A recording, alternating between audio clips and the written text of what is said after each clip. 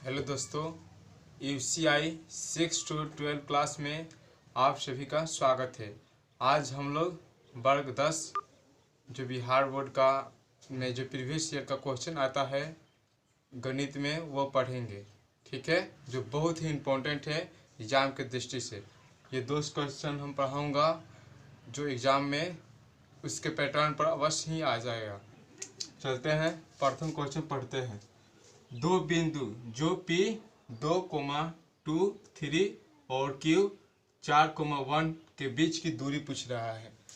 तो हम लोग जानते हैं कि दो बिंदु के बीच की दूरी का निकालने का सूत्र होता है। दो बिंदु के बीच की दूरी निकालने का सूत्र होता है रूट अंडर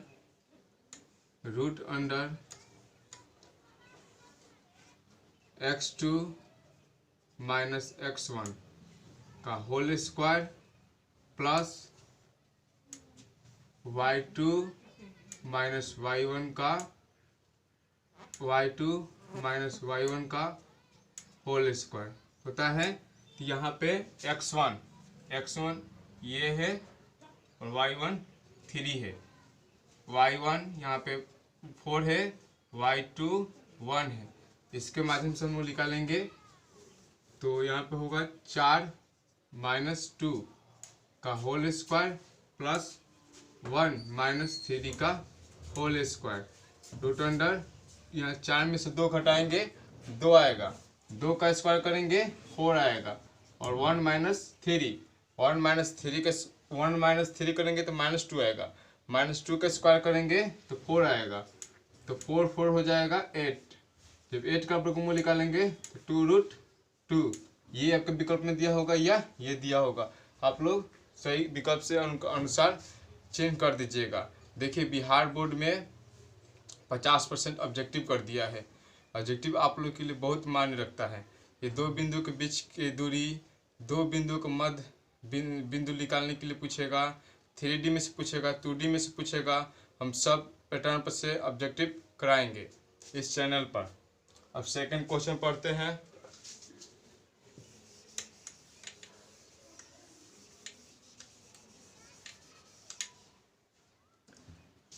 सेकंड क्वेश्चन में है, निम्नलिखित में कौन अपरमेय नहीं है।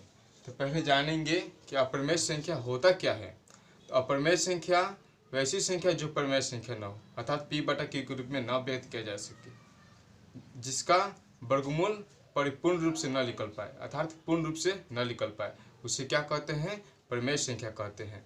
आशा करता हूँ कि परमेय संख्या की परिभाषा आप लोग जानते होंगे। अगर नहीं जानते हो तो समझ चुके होंगे। ठीक है दोस्त, तो अपरमेय संख्या नहीं है पूछा है।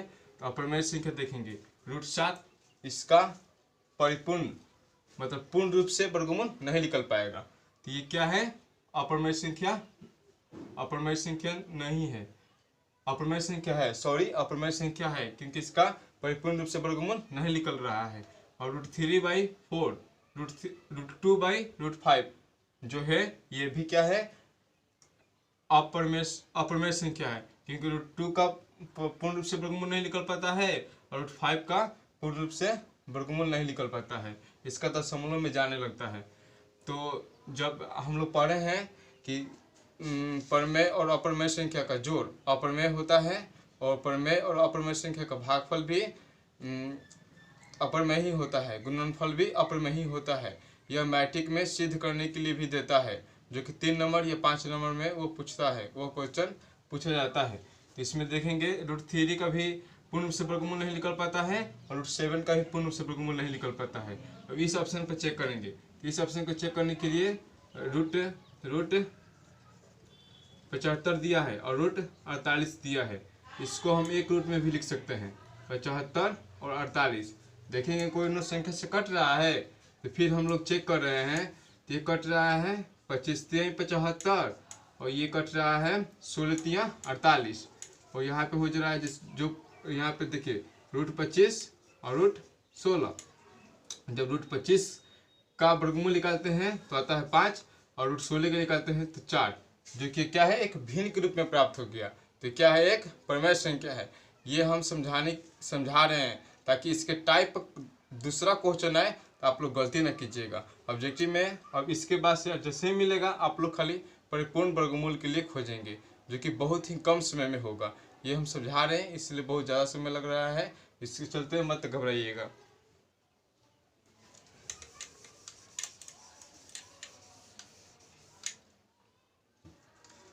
अब है 3 नंबर में दो क्रमिक सम संख्याओं का HCF। ठीक है, महत्तम समवर्तक निकालने के लिए कहा है। दो हाईएस्ट जो होता है common factor, highest common factor जो होता है वो बोला है कि दो क्रमिक सम संख्या। तो सम संख्या बोलते हैं वैसी प्राकृत संख्या जो 2 से पूर्णतः विभाजित हो जाए। ठीक है, प्राकृत संख्या। तो मान लीजिए ले लेते हैं यहाँ पे देखिए 2 4, या लेते हैं 4 6 लेते हैं। ठीक है, अब इसका मौसल निकालेंगे जब भागे बीज द्वारा निकाल लेते हैं। देखिए तो यहाँ पे कट जा रहा है, कट जा रहा है, यहाँ पे 2 मसा जा रहा है, तो इससे निकाल लेते हैं। देखिए 4 6, तो क्या हो जा रहा है 4 एकम 4, यहाँ पे है 2 फिर 4, जो भाग विधि के द्वारा निकल रहा है। फिर यहाँ मस कितना हुआ 2, तो इसका आंसर मारिएगा। दो क्रमिक सम संख्याओं का ऐसे पूछेगा तो इसका आंसर होगा 2। दो क्रमिक सम संख्याओं का HCF 2 होता है। ठीक है, अब 4 नंबर क्वेश्चन पढ़ेंगे।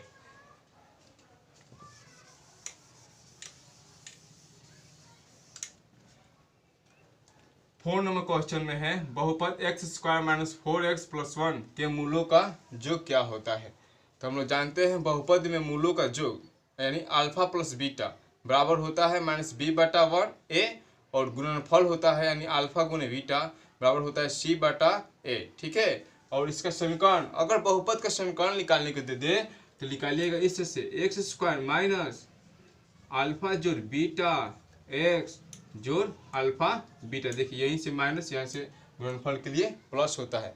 ठीक है, तो क्या पूछा हम लोगों का, मूलों का योग पूछा है। तो मूलों का योग देखेंगे b क्या है, तो b यहाँ पे लोग रहा है कि -4 है, तो -4/a क्या है 1 है, तो 1 लिख देंगे। इसका आंसर हो जाएगा -4, यानी इसका आंसर हो जाएगा -4।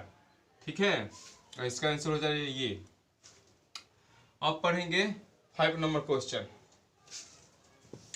और ऐसा ही क्वेश्चन में गुणनफल भी पूछता तो c/a कर देते। ठीक है, 5 नंबर क्वेश्चन में है द्विघात समीकरण इतना के विवेचक, मतलब 3x² - 2x + 1/3 = 0 के विवेचक, विवेचक यानी d, श्रीधराचार्य जो नियम बोलते हैं वो d बराबर होता है b² - 4ac, इसे विवेचक नियम भी बोलते हैं। तो देखिए b, यहाँ पे हम देखेंगे b कौन है, तो b है 2, और a खोजेंगे, a क्या है 3, और c खोजेंगे तो c है 1/3। ठीक है, तब निकालते हैं तो √b के स्क्वायर करेंगे तो -2 के स्क्वायर जब करेंगे तो 4 आ जाएगा माइनस, यहाँ पे बोला है 4 ले लेंगे, यहाँ पे a है 3 ले लेंगे, और c है 1/3। जब 3 काटेंगे तो 4 बचेगा, तो 4 में से 4 गया 0 हो जाएगा, जो 0 का वर्गमूल क्या होता है 0 ही होता है, तो यहाँ पे हो जाएगा विवेचक 0। ठीक है, यहाँ तक ले 5 तक ले हम लोग समझ गए। अब 6 क्वेश्चन पर चलेंगे। आशा करता हूँ आप लोगों की वीडियो अच्छा लग रहा होगा। अगर अच्छा लग रहा हो तो लाइक शेयर और सब्सक्राइब जरूर कीजिएगा। और 6 में है बहुपद जो कि 4x² - 4x जोड़ 1 के मूलों का गुणनफल। देखिए हम ले लिए हैं मूलों का गुणनफल, ताकि इससे जैसा क्वेश्चन हर एग्जाम में, हर बोर्ड के एग्जाम में मैट्रिक के 2 क्वेश्चन जरूर आता है। देखिए मूलों या समीकरण दे देगा तो 3 नंबर या 5 नंबर में क्वेश्चन आएगा। ठीक है, तो मूलों का गुणनफल बोला है तो उसी समय हम बताए थे कि c/a होता है। अगर इसी का पूछता कि मूलों का योग बताओ तो बताते -b/a, तो -b/, देखिए योग बता रहे हैं तो माइनस का होता 4/4 जो कि -1 होता, लेकिन हमसे ये नहीं पूछा है, हमसे ये नहीं पूछा गया है। हमसे पूछा गया है कि मूलों का गुणनफल अल्फा गुने बीटा पूछा गया है। मूलों का गुणनफल अल्फा गुने बीटा, यानी c देखेंगे तो c है हम लोग का 1, c क्या है 1 है, और यहाँ पे a है 4, तो 1/ क्या हो जाएगा 4, जो कि इसका सही उत्तर होगा। ठीक है, और 7 नंबर क्वेश्चन पर चलेंगे। 6 तक क्वेश्चन हो चुका है। 7, यदि वर्ग का विकर्ण 16√2 सेंटीमीटर है तो वर्ग की भुजा ज्ञात कीजिए। यही बोला है कि यदि वर्ग का विकर्ण 16√2 सेंटीमीटर है तो वर्ग की भुजा। तो हम अच्छी तरह से जानते हैं कि वर्ग का विकर्ण बराबर होता है √2 गुने भुजा। भुजा के लिए हम ए दे दे रहे हैं, ठीक है, √2 गुने भुजा। तो चलेंगे √2 गुने, जब ए बराबर वर्ग का विकर्ण दिया है 16√2, √2 से √2 कट गया, यानी भुजा बराबर आ जाएगा 16 सेंटीमीटर, जो कि क्वेश्चन नंबर 7 के लिए 16 सेंटीमीटर आंसर सही हो जाएगा।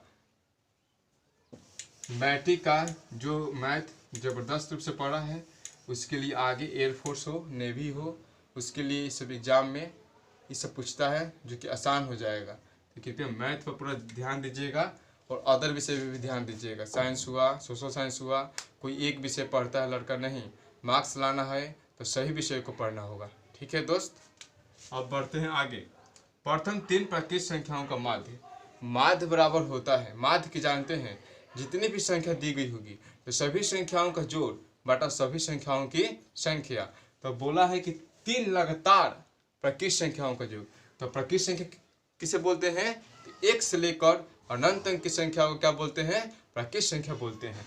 तो देखिए लगातार 3 प्राकृतिक संख्या थी, 1, 2 और 3 चाहिए। इसका माध्य बोले कि सभी संख्याओं का जोड़ बटा सभी संख्याओं की संख्या, या बीच का अंक भी डायरेक्ट आंसर मार सकते हो। ठीक है, अच्छा इस तरह से भी कर सकते हो, 1 जोड़ 2 जोड़ 3 बटा 3, तो 3 2 5 1 6 बटा 3, जो कि 2 आंसर आ गया।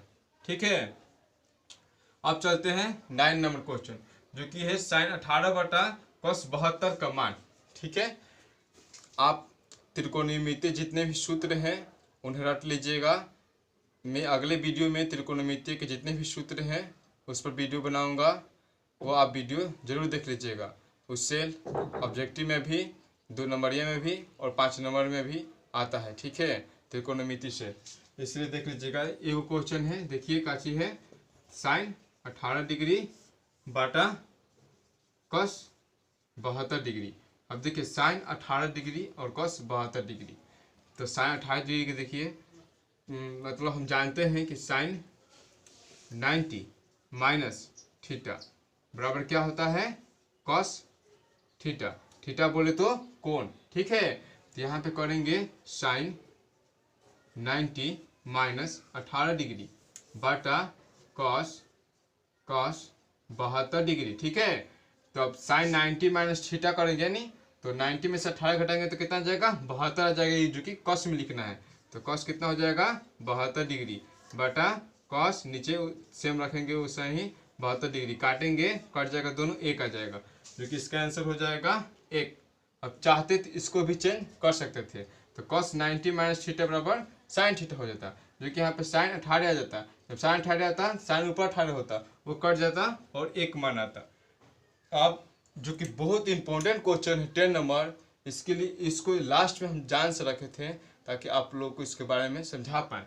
ये क्वेश्चन हर एग्जाम में ये भी आता है। इसमें ऐसा क्वेश्चन रखा गया है जिस पर सिर्फ अक्षर चेंज कर कर ही क्वेश्चन आएगा, जो कि 10 नंबर 10 को पढ़ा है, 10 दुना 20 नंबर का आ सकता है, लेकिन इससे कम नहीं आ सकता है। तो देखिए, निम्नलिखित में से कौन बहुपद है, या पूछ देगा निम्नलिखित में से कौन बहुपद नहीं है। तो पहले जानेंगे कि बहुपद की पहचान क्या होती है। ठीक है, तो बहुपद में चर राशि की घात, चर राशि मतलब चर मतलब क्या होता है? जो चलता रहे, अचर मतलब उसका मान स्थिर रहता है, जैसे संख्या होता है। चर ABCD XYZ कोई भी संख्या हम लोग मानते हैं। ठीक है, तो बहुपद में चर राशि के घात ऋणात्मक नहीं होता है।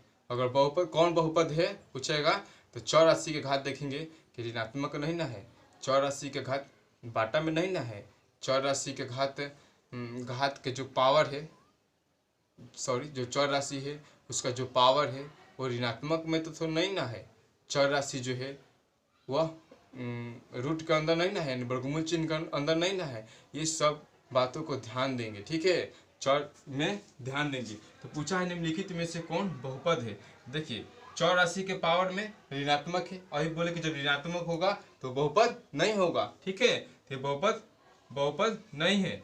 ये चर राशि बाटा में नहीं होता है, भिन्न के रूप में नहीं होता है, तो यहाँ पर भी नहीं होगा। और चर राशि जो बताए थे कि वर्गमूल चिन्ह के अंदर नहीं रहता है, वर्गमूल चिन्ह के अंदर नहीं रहता है, तो वर्गमूल चिन्ह में रूट एक्स है, ये भी नहीं होगा।